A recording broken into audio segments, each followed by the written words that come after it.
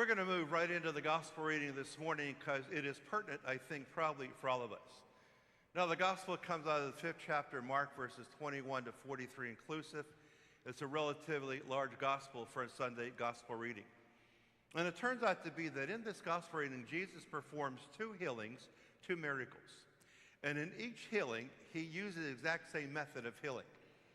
And it turns out to be that in all 4 of the Gospels, Matthew, Mark, which is today, Luke, and John, every time Jesus heals, he uses the exact same method. So let's take a look at a snippet out of today's Gospel reading to see what method Jesus uses to heal. Now again, this is the 5th chapter of Mark, but this would be verse 25, verse 27, 28, and 29. There was a woman afflicted with hemorrhages for 12 years. She had heard about Jesus and came up behind him in the crowd and touched his cloak. She said, "If I but touch his clothes, I shall be cured." Immediately her flow of blood dried up. She felt in her body that she was healed of her affliction.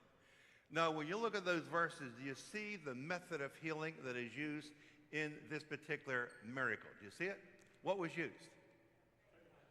Touch. You're exactly right. Now, faith is always going to be an integral part of healing, but it was touch. If I but touch his clothes, she realized if I touch him, he touches me, then the connectivity of being together, of touching each other, that's going to bring about this healing, and that's exactly what happened. Now let's see if this is also true, as I believe it will be, in the second miracle Jesus performs in today's gospel reading. And this should again be 5th chapter of Matthew. That's where we're located today, verses 22, 23, and verse 41 and 42. So it says in these verses, one of the synagogue officials named Jairus came forward. Seeing him, he fell at his feet and pleaded earnestly with him, saying, "My daughter is at the point of death. Please come lay your hands on her, that she may get well and live."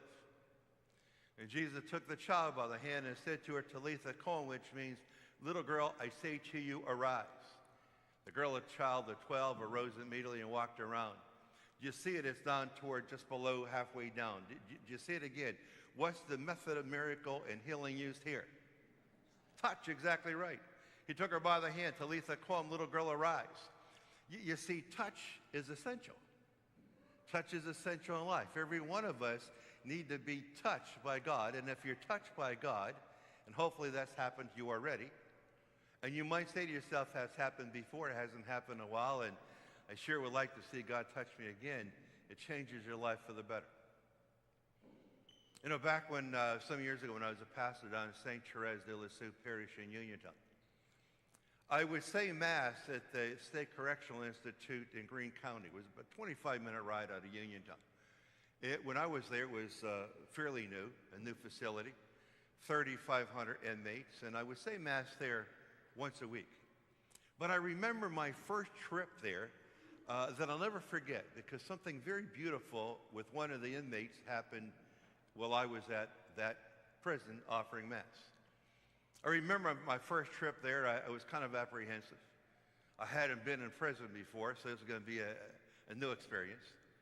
So when I got to the prison, I walked up to the gate, and the guard was there, and he looked at the visitors list for the day, and I was on it because I had prepared for all this beforehand.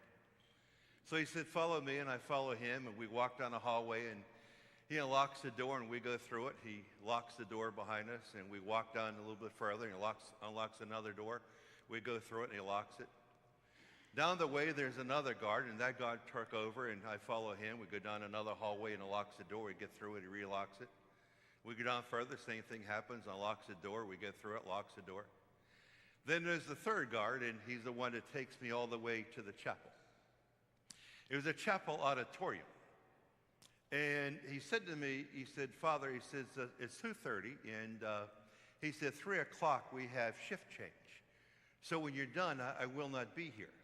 There's a whole new group of guards coming on duty at 3 o'clock. And I said to him, "Well, let me ask you before you leave, are you going to tell the other guys I'm down here?" And he said to me, "If I remember." And then he chuckled, and he saw great humor in that. I found difficulty in finding humor in that. I went to say Mass, and after Mass, and Typically what I was prepared for is that I would stay prior to Mass for a while. I would always try to get there early, and I would stay after Mass in case any of the prisoners wanted to have a conversation. This one prisoner, after Mass, this particular time, the very first time, wanted to have a conversation with me. Now, he was a huge man. This guy was like 6 feet 4 inches, probably 290 pounds, big muscles. He was a massive, massive man. And we went into this small side room right off the little chapel auditorium that they had, and to my surprise, there was a cross hanging on the wall in that little room. Not a crucifix, but a cross. And I'm sitting in a chair, and only 2 chairs, absolutely nothing else in that room except 2 chairs and 1 cross, and a door to get in, same door you use to get out. So we're sitting there, and he said to me, he said, you know, Father, he said, I'm glad you're down here for Mass, and you say you're going to come often. He said, but I got to tell you, he said, when you talk to the prisoners here, I'm different than all the others. And why is that? Because every prisoner you run across at this prison is going to tell you they're innocent.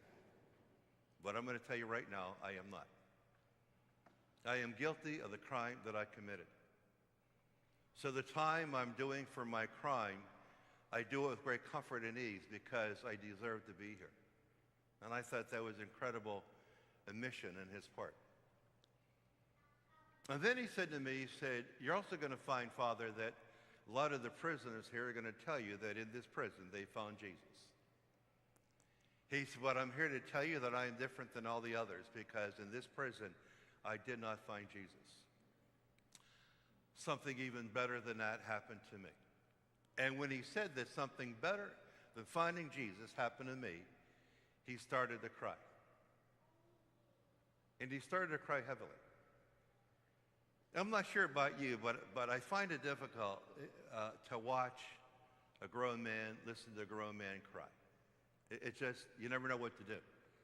It's different when it's a gal or something like that.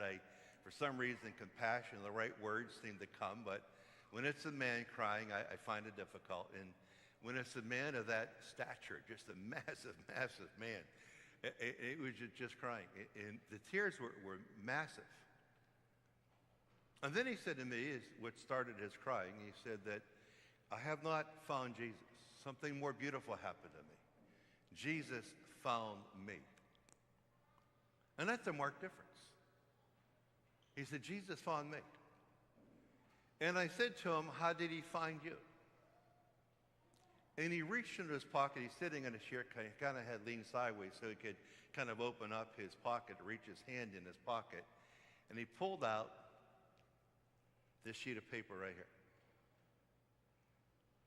here. And he told me the story that how Jesus found him. He said he had been in prison for a while at that prison. And one day he's walking down a hallway and he sees this sheet of paper, which is very unusual because prisons, everything is accounted for. Nothing really is left lying around. Everything is tidy. They don't want any loose items anywhere. But he said on the floor was this sheet of paper, and I opened it up, and he said, I read it. And when I read it, then I realized that Jesus was talking to me, that he found me. And I said to him, would you read it to me? And he opened it up, and he started to read it. But when he's reading it, he's not looking at it. He has it in his hand. His hand is shaking considerably, but he's not looking at it. And I remember after he was done reading it, I said to him, well, that's beautiful. Can I see if maybe the guard, before he leaves, maybe make a copy of this? And he said, no, it's yours. I don't need a copy. I said, why is that? It's yours. He said, Father, because what's written on here is in my heart. I've read this thousands and thousands of times. I own it. He said, so I give it to you. And when he gave it to me, I folded up according to the folds that he had it folded, and I stuck it in my pocket, and I would put it in my Bible. It literally had stayed there for so many, many years. And so thinking about this man, because this man is emblematic of today's gospel reading, of what happens when you're touched by Jesus.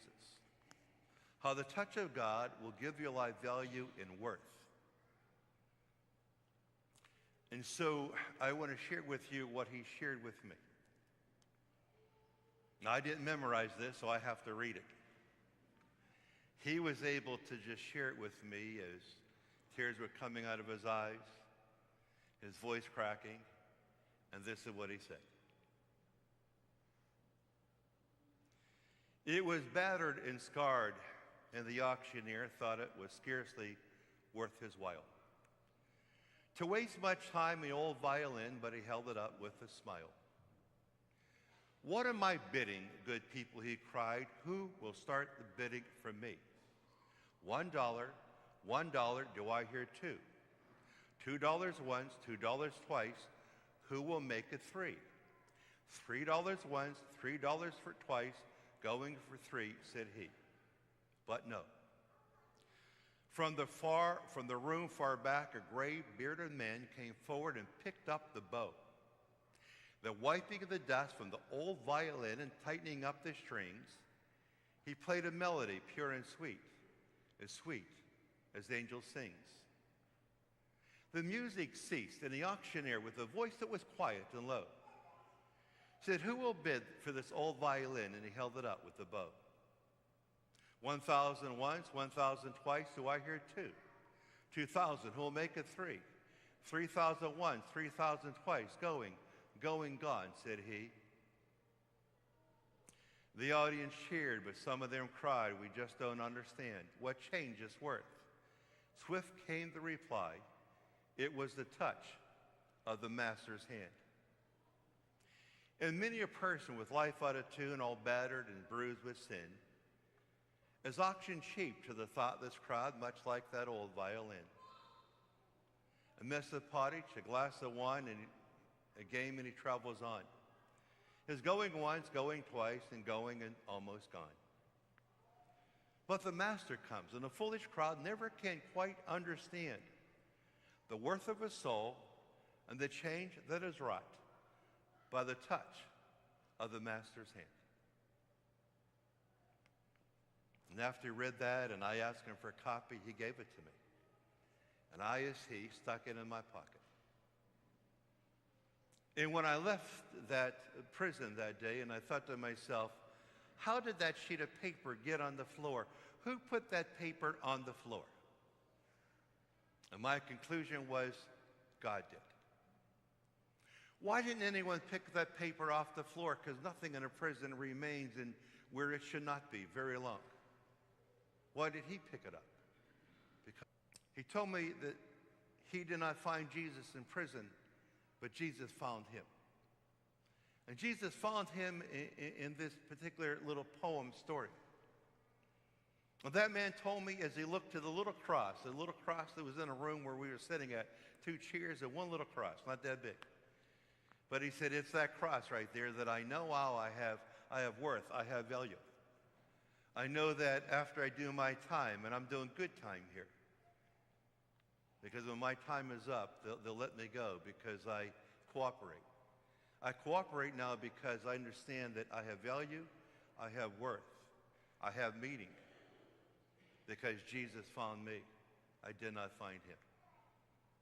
And that's the key point of the gospel reading, that the healing that Jesus appoints for every one of us occurs because of his touch.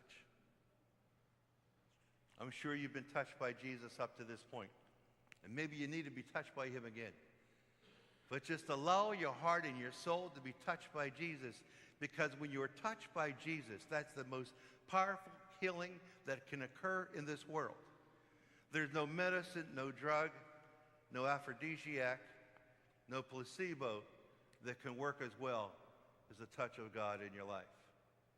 Because your life will change as his did by the touch of the master's hand.